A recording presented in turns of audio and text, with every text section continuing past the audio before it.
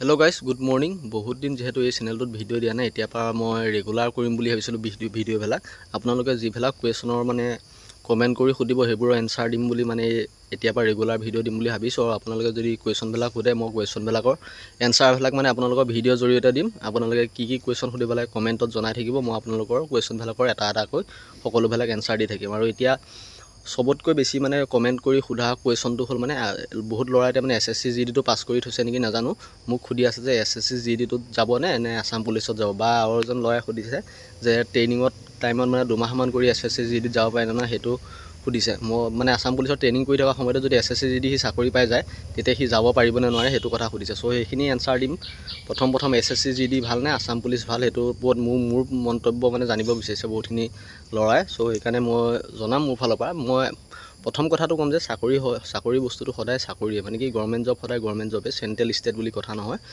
সকলো মানে কি এটা চাকৰি কাৰণে মানে যেহেতু লাগি থাকে চাকৰি এটা হলেই হল তো এটা মানে ডিফাৰেন্সখিনি অলপ কম আৰু বুজাই দিম যে কোনোটো চাকৰি বেয়া বুলি মই নকওঁ সকলো চাকৰিয়ে ভাল তো প্ৰথম কথাটো হল ষ্টেট মানে সদায় মানে কি আসাম গভৰ্ণমেণ্টৰ ষ্টেট চাকৰি বা আসাম পুলিস বা কামাণ্ডো যিয়ে নহওক এবি ইউবি সকলোখিনি হলে মানে আপোনালোকে সদায় অসমৰ ভিতৰতে থাকিব পাৰিব অসমৰ বাহিৰত যাবলগীয়া নহয় চাকৰি কৰিবলৈ বুজিছে নহয় एसएससी जीडी বুলি কলে আপোনালোকৰ সকলোৱে গম পায় সেন্ট্ৰেল যেহেতু হেৰি চাকৰি সেন্ট্ৰেল চাকৰি কাৰণে হি সদায় হি চাকৰি সেন্ট্ৰেলৰ চাকৰি জয়েন কৰিলে সদায় মানে কি আপোনালোকৰ অসম বুলিয়ে নহয় অসমৰ বাহিৰতো ডিউটি পৰিব অসম মানে অসমতো পৰিব বা গিতে অল ইন্ডিয়াত যিমান কেখন ষ্টেট আছে 31 নে 33 আছে বটা 29 নে 30 আছে নাজানো পাহৰি গৈছো যেটো পঢ়া শুনা এতিয়া বহুত দিন কৰা নাই সো যিমান কেখন ষ্টেট আছে মানে সকলোখিনিতে আপোনালোকৰ সেন্ট্ৰেলৰ চাকৰি ডিউটি পৰিব বুজিলা নহয় তাৰ পিছত প্ৰথম কথাটো হল এতিয়া মানে আপোনালোক এটা কথা কৈ দিও স্যালাৰি ক্ষেত্ৰত কিন্তু আপোনালোকৰ সেন্ট্ৰেলৰ স্যালাৰিটো সদায় বেছি দেই মিছা কথা কৈ লাভ নাই জানি সকলোৱে জানে যে ষ্টেটৰ তুলনাত সেন্ট্ৰেলৰ স্যালাৰিটো বেছি যেহেতু আপোনালোকৰ পুলিচৰ ক্ষেত্ৰত চাবলৈ গলে আসাম পুলিচৰ ক্ষেত্ৰত চাব গলে নাই কমেও 8000 10000 তেনেকুৱালৈকে ডিফাৰেন্স হৈ যায়গৈ কিছুমান এলাউন্স পাই হিতি ৰিক্সি এলাউন্স এবিলাক বহুত পায় মানে যেটো স্যালাৰি থাকে তাতকৈ বেছি হৈ যায় বহুতখিনি পাইগৈ মানে এলাউন্সৰ কাৰণে বুজিছে নহয় সো অসম পুলিচতকৈ যেহেতু সেন্ট্ৰেলৰ চাকৰি স্যালাৰি বেছি ডিফাৰেন্স আপোনালোকৰ 6000 পৰা 10000 ভিতৰত ডিফাৰেন্স থাকিবই সো আৰু পিছলৈ আৰু ডিফাৰেন্স হ'বগৈ তো মানে এতিয়া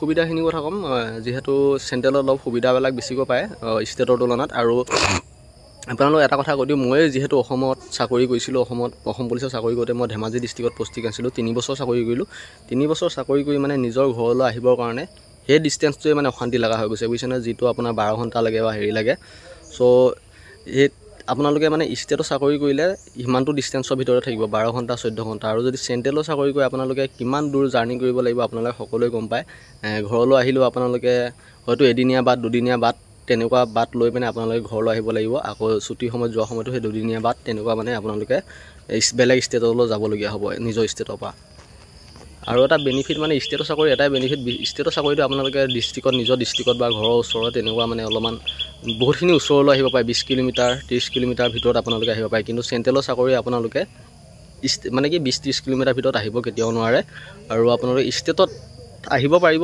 কিন্তু যে ঘৰৰ ওচৰতে হয়তো হ'ব নহয় আপোনালোকৰ য'ত কেম্প থাকিব বা এনেকুৱা হেৰি থাকিব মানে সিআৰপিএফ হ'ব তাতহে থাকিব লাগিব মানে ঘৰৰ ওচৰত তেনেকুৱা আহিব নোৱাৰে যেহেতু নিজৰ ষ্টেটত আহিব পাৰে কেবছৰ মানৰ কাৰণে সেন্ট্ৰেলৰ কিন্তু ষ্টেটৰ সুবিধাটো বেছি আৰু মানে পৰিয়ালটো পাবৰ কাৰণে আপোনালোকৰ ষ্টেটৰ সুবিধাটো বেছি যেহেতু আপোনালোক এটা কথা কৈ দিম মই হে বুলি কোৱা নাই যে সেন্ট্ৰেলৰ চাকৰি বেয়া বা ষ্টেটৰ চাকৰি ভাল মানে আপোনালোকৰ মানে কি মানে আপোনালোকৰ এটা টাইম হ'ব যেহেতু আপোনালোকৰ এসময়ত আপোনালোকে বিয়া বাৰু পাতিব লৰা ছোৱালী হ'ব যেতিয়া আপোনালোকৰ লৰা ছোৱালীৰ ওচৰত অলপ সময় দিবলৈ মন যাব তেতিয়া মানে সময় দিবলৈ হলে ষ্টেটৰ চাকৰিটো বেষ্ট হয় যেহেতু সিআৰপিএফ সিআইএসএফ বিলা এসএসসি জিডিত যিবোৰ পোষ্ট আছে সেইবোৰত আপোনালোকৰ ফ্যামিলি লৈ যাব লাগিব নহলে ফ্যামিলি লৈ নগলে আপোনালোকৰ মানে ঘৰত টাইম দিয়াটো বহুত মুস্কিল হৈ পৰে যেহেতু অসমৰ বাহিৰত চাকৰি কৰিব লাগে সো নিজৰ লৰা ছোৱালী যেতিয়া হ'ব তেতিয়া মানে টাইম দিবলৈ অলপ অসুবিধা হয় সেন্ট্ৰেলৰ চাকৰি ক্ষেত্ৰত সো ষ্টেটৰ চাকৰিত মানে সুবিধা মানে আপোনালোকৰ ঘৰৰ ওচৰত থাকিলে নিজৰ লৰা ছোৱালীখিনিকো চাব পাৰিব বা ঘৰখন পাই থাকিব নিজৰ গাঁওখন পাই থাকিব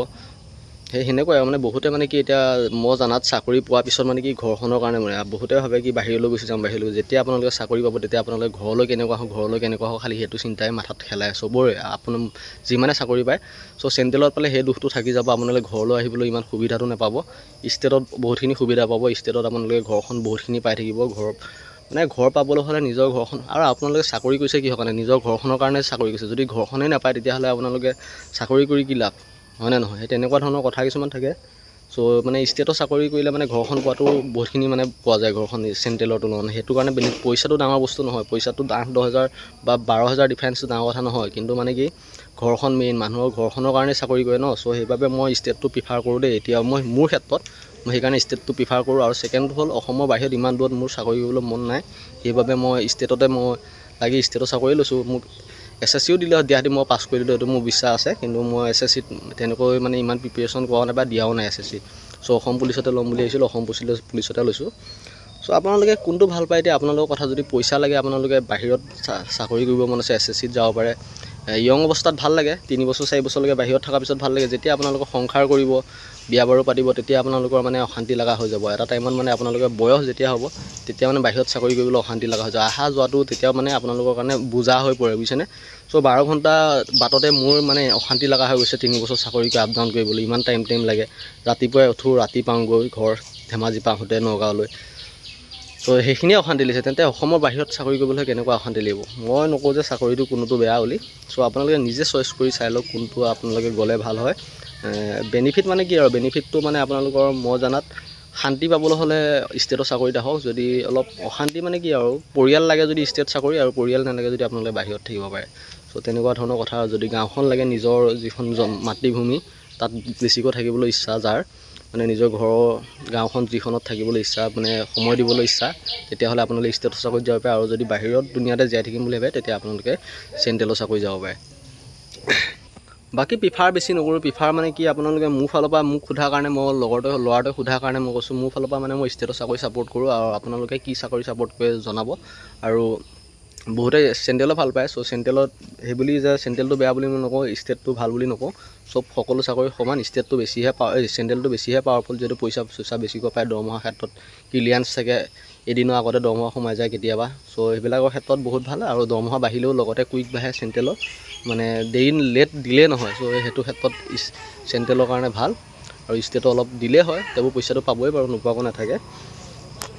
চ' আজি ভিডিঅ'টো ইমানখিনি। আৰু আপোনালোকে কেনেকুৱা পালে জনাব। আৰু বেছি সবিশেষ জনাব নোৱাৰিলোঁ, মানে কি যিখিনি ক'ম বুলি ভাবোঁ সেইখিনি মই কেমেৰা আগত ক'ব নোৱাৰোঁ, সেইটো বাবে। নহ'লে মই বহুতখিনি কথা ক'ব পাৰোঁ। চ' আপোনালোকে নেক্সট ভিডিঅ'টো কি হ'ব লাগে কমেণ্ট কৰি জনাব। আপোনালোকক মই যিমানখিনি পাৰোঁ জনাবলৈ চেষ্টা কৰিম। ধন্যবাদ।